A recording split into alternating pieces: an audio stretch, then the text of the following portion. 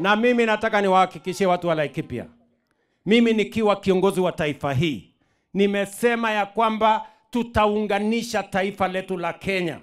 Kila jamii, kila sehemu, kila county, kila dini tutaunganisha, kwa sababu umoja ni nguvu, kutengana ni udhaifu. Tunaelewana? Na hii serikali mlinipatia nafasi ya kuunda hii serikali, inatutosha sisi wote. Sio lazima mmoja aondoke ndio mwingine apate nafasi, hapana.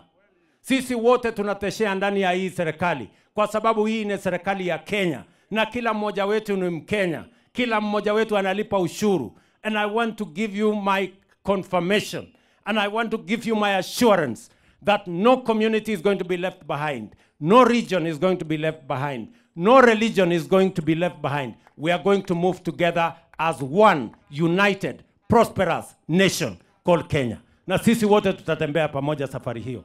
Ndugu zangu watu wa Laikipia, mnasema tuungane ama tutengane jameni? Mnasema niunganishe Kenya hii? Mnasema niunganishe Kenya?